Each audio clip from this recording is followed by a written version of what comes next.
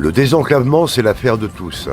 Afin de dénoncer un système qui perdure depuis 40 ans, et à l'appel de la mairie, des centaines de personnes se sont mobilisées pour une marche citoyenne au départ de la gare de Montluçon sous une pluie battante.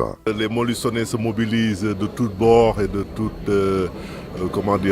secteur d'activité parce que je crois que tout le monde se rend compte que c'est une priorité de se mobiliser pour que les lignes ferroviaires soient modernisées, pour que Montluçon soit desservi normalement, pour qu'on puisse aller à Lyon, à Clermont, à Paris, dans des conditions normales. On ne demande rien de plus qu'avoir un service public qui soit au service de la population montluçonnaise et du bassin montluçonnais.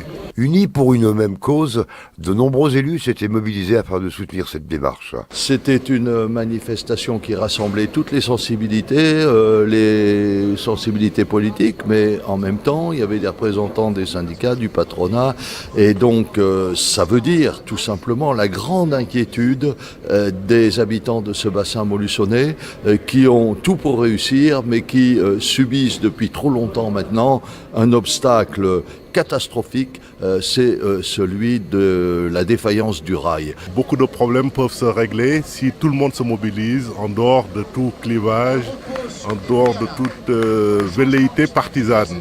Donc, ce qui fait que je suis très à l'aise dans ce genre de manifestation parce que c'est ma façon de voir la vie, c'est ma façon de penser qu'il n'y a que par cette mobilisation de tout le monde que nous arriverons à sortir le bassin montluçonnais de sa situation actuelle et d'améliorer, d'apporter le progrès dans ce bassin de vie. Une démarche commune pour sauver les lignes ferroviaires, relier Montluçon à la capitale en 2h30. C'est dramatique. Il faut bien se rendre compte qu'on a des entreprises notamment, et même la ville de Montluçon, quand elle veut recruter, elle fait appel à des gens, elle fait des recherches sur l'ensemble du territoire national, et il y a des gens qui, quand ils voient les conditions de desserte du train, refusent de venir. C'est un problème récurrent et pratiquement quotidien. Donc c'est une catastrophe. Et je ne vous parle pas des problèmes probablement liés à l'absence de ligne, des problèmes pour le fret, qui doit aussi poser des difficultés aux entreprises sur le bassin. Nous recevons Laurent Wauquiez, président de la région Auvergne-Rhône-Alpes, qui sur le sujet ne s'est pas encore prononcé. Donc j'imagine que lors de sa venue, il va nous donner un certain nombre d'informations précises et qu'elles nous seront favorables, pourquoi pas très favorables. Ces petites lignes du quotidien dont nous avons tant besoin et qui, en ce qui nous concerne, sont déjà sclérosées. La défense du PDG n'a consisté qu'à rejeter la faute sur les politiques antérieures. Le gouvernement, lui, a conscience de la nécessité de remettre en état le matériel ferroviaire. Cependant, quel ne fut pas mon désarroi à la lecture du rapport Spinetta, qui invitait purement et simplement à la fermeture de nos petites lignes. Mais là encore, le gouvernement, à travers M. Édouard Philippe, a pris ses responsabilités et a rejeté les propositions de ce rapport. Il n'y a aucune difficulté que ce soit une commune qui organise une manifestation. Moi, j'étais juste l'électron qui a lancé ça. Mais j'ai organisé avec le Coderail, De l'Ombre et la Lumière, qui sont deux associations d'usagers, avec les syndicats patronaux, la CCI. Bon, je regrette que les syndicats salariés n'aient pas voulu co-organiser cette manifestation.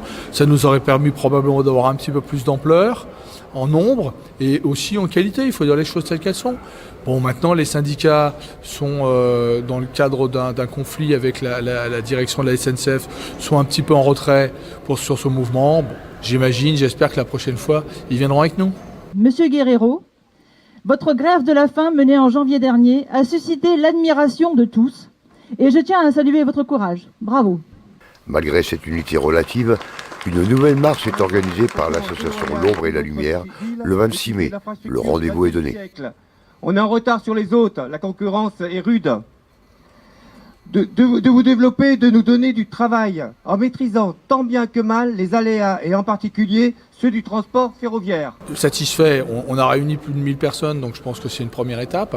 Parce que je dis bien première étape dans le sens où je ne suis pas certain que demain matin tous les travaux seront réalisés. Il faudra sûrement rester mobilisé. J'imagine que les conditions climatiques qui, par malchance, se sont fortement dégradées ce samedi, ont un petit peu démobilisé les gens dans les moments, puisqu'à 13h15, il s'est mis à pleuvoir. Mais voilà, c'est juste là peut-être ma pointe de regret. J'aurais aimé être un petit peu plus que 1500 personnes, et on doit être aux alentours de 1000, un peu plus.